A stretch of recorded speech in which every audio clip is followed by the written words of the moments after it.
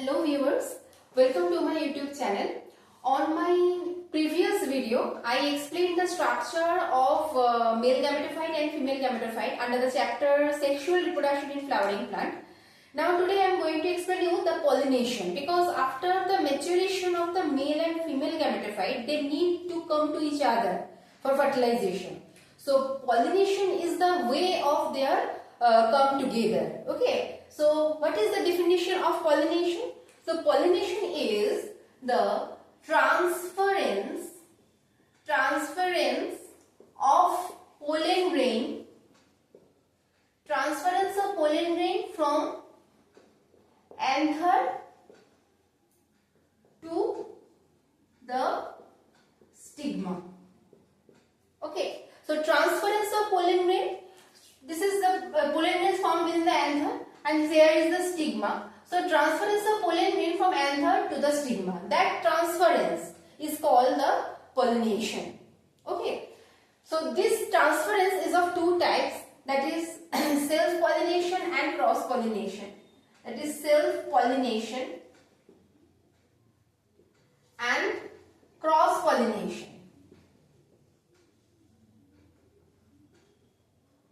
Self-pollination and cross-pollination. So what is self-pollination and cross-pollination? Self-pollination is what? When the transference occurs within the same flower. Transference occurs within the same flower. Okay. And cross-pollination? Cross-pollination is of two types. If suppose here is a plant, transference occurring from one flower to the another flower of the same plant. From this plant, this transference occurring in the same plant from one flower to the another flower. And the another type is, here is a plant and there is another plant. So transference occurs from one flower to the another flower of the same species. Suppose here is a mango plant, and that plant is also have to be mango. Okay, so whenever pollen grains transfer from mango plant to the mango plant, but from the two separate individuals are there. These two plants are separated. So cross-pollination is of two types. When the pollen grains transfer from one flower to another flower, this type is called the gaterogamy. Gaterogamy. And this type, where the pollen grain transferring from one flower to the another flower of the different plant of same species, this is called the xenogamy. Okay, and here whenever the pollen grain is transferring from anther to stigma within a flower, that's called the autogamy. Okay, and cross pollination is also called the allogamy. So please keep all the terms in your mind that by the diagram, otherwise you will not be able to keep all this terminology in your mind, because there are so many gametes are there. Okay, autogamy within a single flower, allogamy from two flowers, where if it is occurring in the same plant, then it's called the gaterogamy, and if it is occurring on the two separate plants, then it's called the xenogamy. Okay, so these are all about the what is the cross pollination and what is self pollination. Now I am going to explain you that why a flower is supposed to have the self pollination and why the flower is supposed to have cross pollination. So there are so many contrivances. Now we will focus on that, contrivances of the self pollination and contrivances of the cross pollination. So first I am coming to the contrivances of self-pollination. That means why a plant is supposed to perform the self-pollination. So contrivances, our heading is contrivances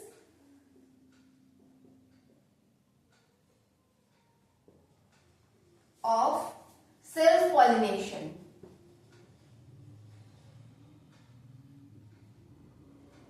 Contrivances of self-pollination, that means some situation, some position that force that flower to perform perform self-pollination. So first point is cleistogamy.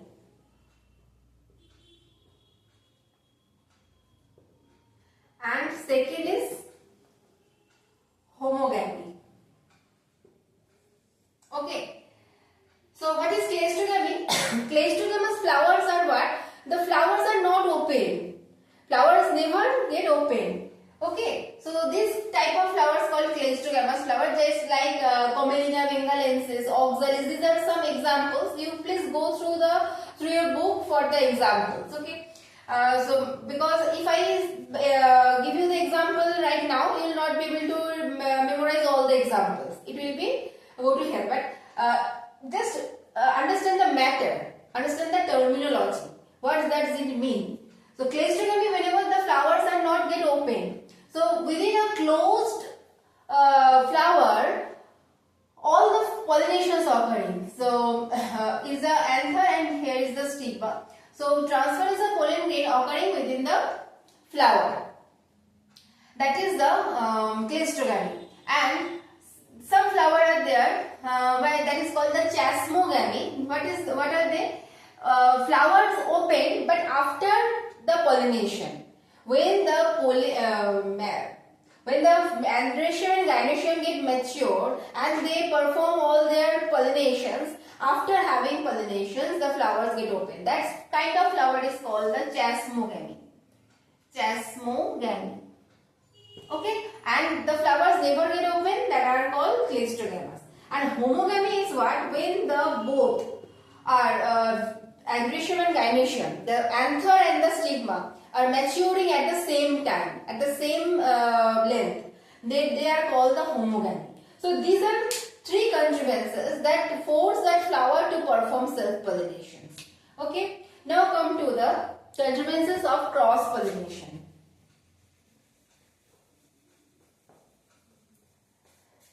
Cross-pollination, contrivances of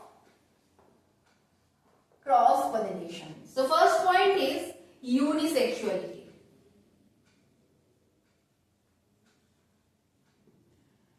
Unisexuality. What is unisexuality? If the flower is unisexual, suppose it's a male flower. So if the flower is male, then it required a female flower to be fertilized. That's why unisexuality is the state, is a situation that forces that flower to perform cross-pollination. Number 2, heterostyly. What is heterostyly? Heterostyly is also called heteromorphism. Okay, it's also called heteromorphism.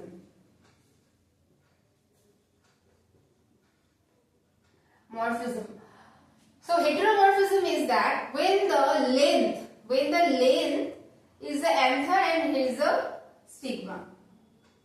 And if it's the anther and here is the, suppose it's the anther, it's in one flower and this is another flower and it's the stigma. So their length are different. If the length are different, suppose they are maturing at the same time, but pollen grains not come onto the stigma. Here is the same problem. Pollen is mature and stigma is mature at the same time, but it's not possible for the pollen grain to jump over the stigma because its length is not equal. Okay, so this is called the heterostyly or heteromorphism. Now, next is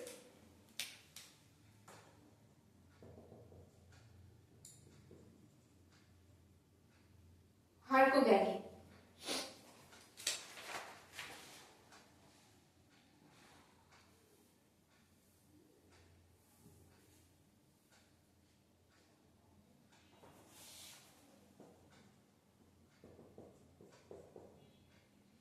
Sorry, next is dichogamy. Dichogamy. So what is dichogamy? This is the timing of the maturation is different. Sometimes what happens? Male anther mature first and sometimes stigma mature first. So dichogamy is that different in maturation time. Different maturation time. If it is of two types, that is protandry and protogyny. is of two types, protandry and protogyny. Protandry when anther mature first. If anther get mature first, then it is called the protandry. And stigma is immature, so how could it be possible for anther to fertilize the stigma or ovule? It's not possible. But at the same thing, protogyny, if stigma mature first and anther is not getting mature, so it's not possible for the stigma to get fertilized by the anther because anther is immature. So if the anther is mature first, it is called the protandry, and the stigma if mature first, it is called the protogyny. So these are the two types comes under the dichogamy. Now there is a it's called harcogamy. Next, number 4, harcogamy. Harcogamy is what? If the position of the flower, some structure of the flower, they form a structural barrier. Okay, structural barrier. Suppose here is the anther and here is stigma. They are same in length, mature at the same time, but there are some structural barrier. Any flower floral parts come in between them. So it's not possible to transferring the pollen grain to the stigma. So that kind of structural barrier, this is because of structural barrier. If structural barrier get not allow them to transferring the pollen grain, that type is called the harcogamy. So these are some contrivances that force the plant to perform the cross pollination. Okay. Now comes to the agents. There are so many agents because agents are mainly related to cross pollination. As the pollen grains are coming from one plant to the another plant, maybe it's have to travel a long distance, maybe short distance. So whatever the distance may be, but pollen grains are transferring from one place to another. So they need agents. So the name of the agents are air, water, insects. Not only insects, there are animals, I can say. Because under this category, insects, some snails, humans, all these bears, all comes under this group. Okay. Air, if the pollination performed by the air is called the anemophily, water hydrophily. Okay. And animal, that is called the anthrophily. Okay. Anthrophily. And some pollination also performed by the elephant. So these are all comes under the animal. So there are so many agents that helps in transferring the pollen grain from anther to stigma. But there you have to learn here about the structure, about the features of that flower. Suppose if that is the air is the pollen agents, then flower must be very lightweighted because they need to transferring from one place to another. So they must be lightweighted. If they are lightweighted structures, they can easily float away from one place to another. And they don't need any scent, any color, any showy structure, any showy looks, because they are not getting attracted by insects. That are the features of the bird or insect pollinated flower. Because whenever the flower is showy, is a bright colored and has some sweet scent that comes from the nectar, these features are mainly helps that bird or insect to attract. And whenever they come on that flower, all the pollen grains get stuck on their body, and whenever they visit the next plant, they shed all the pollen grains that are stuck over their body. So in this way, the pollen grains are transferring from one plant to another by the insects and birds, by the animals. Okay, and for the airborne, there is the anemophilous flower, there's a water pollination that is called the hydrophila. This is anemophilous. I must write it here. Anemophilous. Water, that is hydrophilous. And animal, that is called the anthophilous.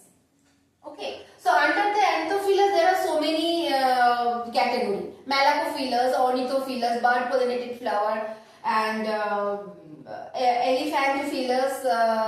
There are so many. Okay, there are so many types. So hydrophilus flowers must be very tiny, because if they are small, they can float over the float on the water, and they can reach to the another flower. Just I am giving you a small example of Vallisneria. So this is the water body, and Vallisneria, when they are immature, they coiled under the water. Okay, and when they get matured, I am talking about the female plant. The female plant, when they are immature, they coil under the water, and when they get mature, they come straight on the water, and their leaf, their receptacle, the stigma, come and float on the water. And for the male plant, when the male plant get matured, the male flowers are very small and tiny, and they detach from the plant and float all over the water. They float all over the water. And the male flower, the tiny small male flowers, by floating, they come on the stigma, and then when they come on the stigma, pollination occurred, and then it followed the fertilization. So this is called the example of Vallisneria, that is hydrophilus flower. Okay, so these are the agents of pollination. Now the last and but not the least, because there is so many topics is remaining in this chapter. That is the advantage and disadvantage of self and cross pollination. So advantage is that if you want the same character generation after generation, then we must follow the self pollination, and sometimes for the artificial hybridization we follow the self pollination if we want to the pure character. And for the cross pollinations, the hybrid figure will be very much survival, because they are getting much more features within them. Whenever we are crossing 2 or 3 characters by cross pollination, more characters come in one body and they become very much existable. Okay, so there is some advantages and disadvantages also, because for the cross pollination, whenever the agent helps them to transfer pollen grains, some pollen grains get waste in the way, on the way. So there is the disadvantages. So please go through the advantages and disadvantages through your book, from the book. Okay, so these are all about the pollination for today. On my next video, I will come with the next topic from this chapter. Till then, take care and thank you for watching my video.